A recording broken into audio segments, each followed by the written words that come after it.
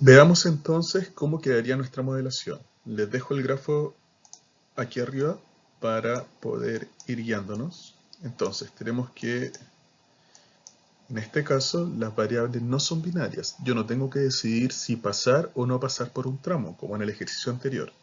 Lo que debo decidir ahora es la cantidad de material que se envía desde el nodo I al nodo J. De nuevo, en este caso, en este problema de red, no estoy decidiendo si es que paso o no paso por un tramo, si es que tomo o no tomo una decisión.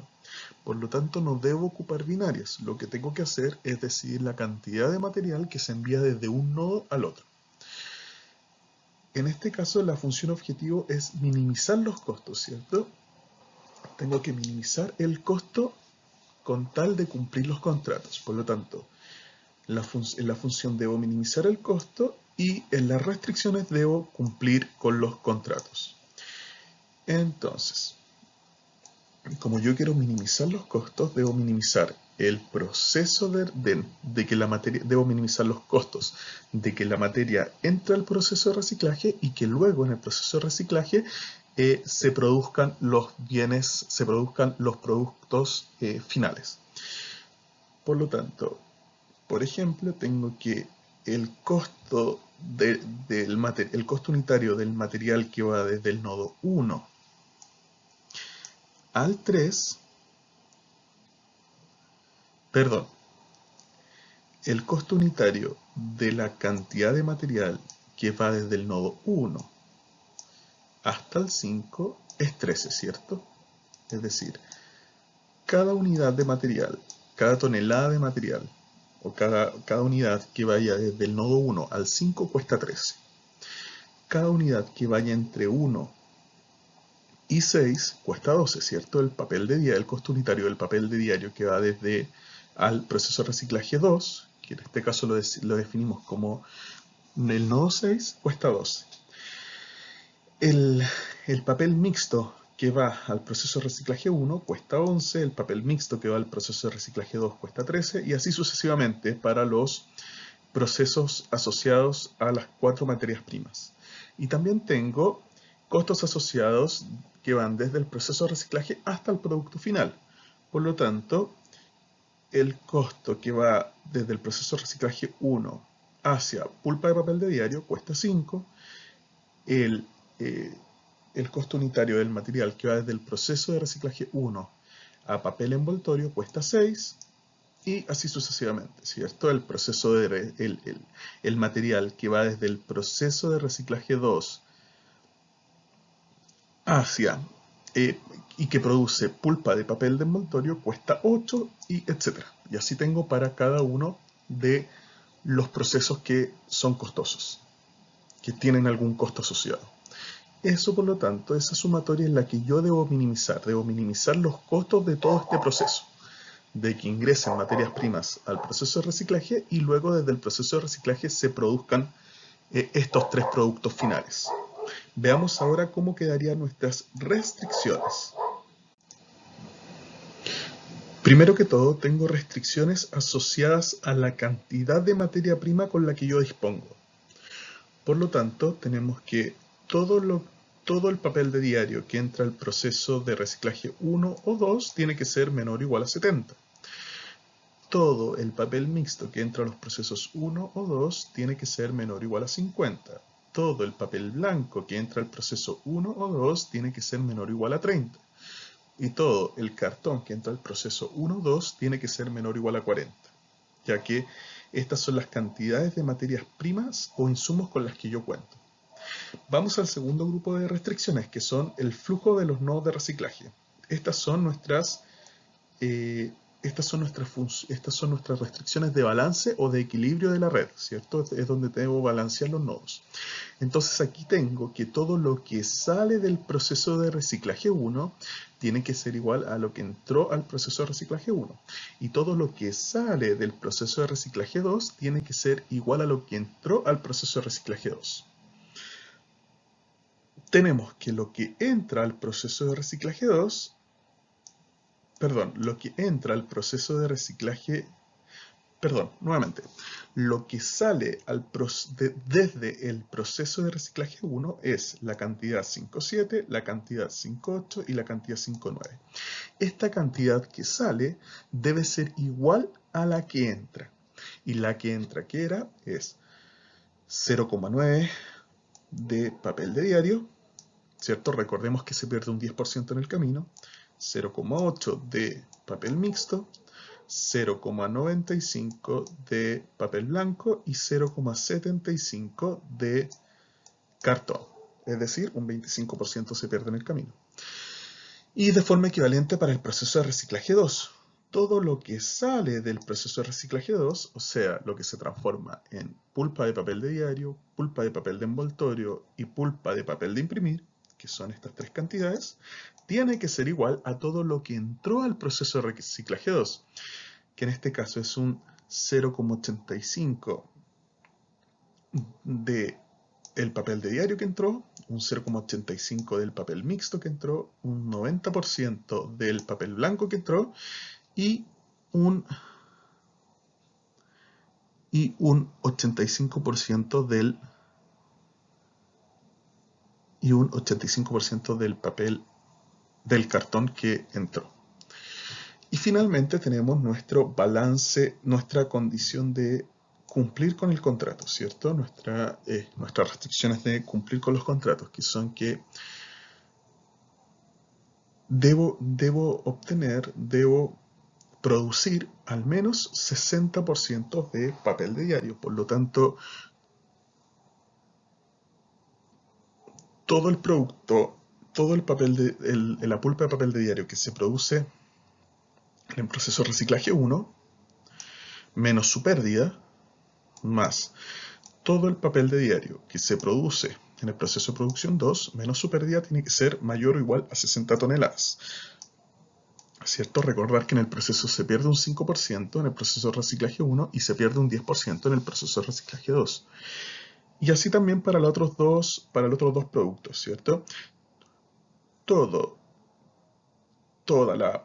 El papel de envoltura que se produce en el proceso 1, menos su pérdida de 10%, más el papel de envoltura que se produce en el proceso 2, menos su pérdida, 0,95 de x6,8, tiene que ser mayor o igual a 40, ¿cierto? Lo que sale de acá hacia allá y lo que sale de acá hacia allá tiene que ser mayor o igual a 40. Y lo mismo para el papel de impresión. El 90% de lo que produce el 2, ¿cierto? Tenemos un 10% de pérdida, más el 95% de lo que produce el proceso de producción 2, el otro era el 1, el 2, menos su pérdida un 5%, tiene que ser mayor o igual a 50. Y estoy cumpliendo con el contrato que tengo. Por lo tanto, estoy minimizando los costos, ¿cierto? Minimizar los costos, sujeto a la cantidad de materia prima con la que cuento, el balance de los nodos y la producción final que me exige el contrato. Este es un ejercicio complejo, bastante completo, ya que tiene dificultad en graficar la red, en hacer el grafo de la red, y tiene restricciones de varios tipos, ¿cierto? Tiene restricciones de materias primas, de producto final para cumplir con un contrato, y las de balance de la red. Y ahora les dejo 3 ejercicios de la tarea chica de esta clase que tienen que desarrollar durante el día de hoy. El primer ejercicio dice lo siguiente: ¿cómo cambiaría la modelación del problema anterior si se agrega un costo por usar el proceso de reciclaje? Y la siguiente pregunta dice: ¿cómo cambiaría la modelación del problema anterior si el proceso se tuviera que realizar cada semana durante 2 meses? ¿Cómo cambiaría la modelación? ¿Qué agregarían? ¿Agregarían un nuevo parámetro como un costo? ¿Agregarían un nuevo subíndice? ¿Cómo cambiaría la modelación que ya hicimos con estas dos cosas? ¿Ya? O sea, ¿cómo estas dos preguntas complejizan un poco el problema anterior? Y lo que quiero es que vean cómo incluirían estas dos características por separado, cómo le agregarían al problema que ya vimos. El siguiente problema de la tarea chica 11 es el siguiente. Usted es el administrador de un holding que produce una serie de productos, artículos de aseo, abarrotes, ropa, etc. Como es una empresa muy grande, los requerimientos computacionales y de base de datos son muy elevados y requiere de una actualización permanente de los computadores y del software. Por este motivo, la empresa ha decidido que se reemplazarán los productos por lo menos cada 2 años. La empresa le ha encargado la tarea de adquirir los computadores de todas las divisiones de la empresa a través de contratos de leasing. La empresa tiene actualmente 2 proveedores de computadores que le ofrecen diferentes alternativas de contratos de leasing. La primera alternativa dice lo siguiente: el precio de adquisición de los computadores aumenta un 6% cada año y por cada computador que usted devuelva le devolverán el 60% del precio de adquisición inicial si el computador tiene 1 año de uso y el 15% por cada computador si el computador tiene 2 años de uso. En la segunda alternativa, el precio de adquisición aumenta en un 2% por año, pero por cada computador devuelto le devolverán solo el 30% del precio de adquisición si el computador tiene 1 año de uso y el 10% si el computador tiene 2 años. O sea, en una de las alternativas tengo que el precio de adquisición, el precio de compra va subiendo más rápido, pero me devuelven más plata por los computadores usados. Y en la segunda alternativa tengo que el precio va creciendo de forma más lenta, pero me devuelven menos plata por los computadores usados. Continuamos. Independientemente de lo que usted haga, la empresa deberá pagar $62.000 para adquirir los computadores inicialmente. A usted le interesa determinar cuál de los dos contratos le permitirá minimizar los costos futuros asociados al reemplazo de los computadores y en qué momento realizar el reemplazo. El horizonte de optimización es de 5 años, por lo tanto, para efectos de su modelo, los equipos se reemplazan por última vez en el año 5 y se parten en el año 1. Plantee los modelos de optimización que permiten minimizar el costo de reemplazo de los computadores y así elegir entre ambas alternativas. Entonces, ¿qué tenemos en este problema? Vamos viendo algunas pistas, algunas ayudas para poder resolverlo, ya que es bastante complejo. Este problema se puede modelar como un problema de flujo a mínimo costo en una red. Cada nodo representa a un año y los arcos muestran los costos de reemplazar los equipos de un periodo al otro. Es importante notar que este problema se puede modelar como 2 redes independientes y que se minimiza el costo de cada una de las alternativas y luego se elige la de menor costo total. Entonces, primero que todo, veamos el grafo de la alternativa 1. Yo les propongo como grafo de la alternativa 1 este grafo, ¿cierto? Tenemos 5 nodos que representan los años y tenemos un costo asociado al arco, ¿cierto? El tramo 1 a 2 significa que yo reemplazo el computador en un año. El tramo 1 a 3 significa que yo reemplazo el computador a los 2 años. Lo mismo pasa para el nodo 2.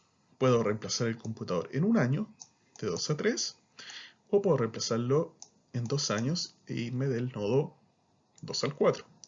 Lo mismo pasa para el nodo 3, ¿cierto? Puedo reemplazar el computador en un año o puedo reemplazarlo en 2 años. Y estando en el nodo 4, solo puedo reemplazarlos al año siguiente, ya que el problema termina en el año 5. Entonces aquí tienen unos costos asociados a las alternativas que dijimos, a reemplazar el computador al año siguiente o a los 2 años siguientes. Por lo tanto, la primera pregunta del segundo problema es: explique claramente cómo se obtienen los valores de los arcos del grafo presentado. Yo les propongo este grafo, les propongo ciertos costos en cada arco, pero quiero que ustedes me indiquen cómo obtuve yo esos números de cada arco, siguiendo las indicaciones o la propuesta de la alternativa de contrato 1.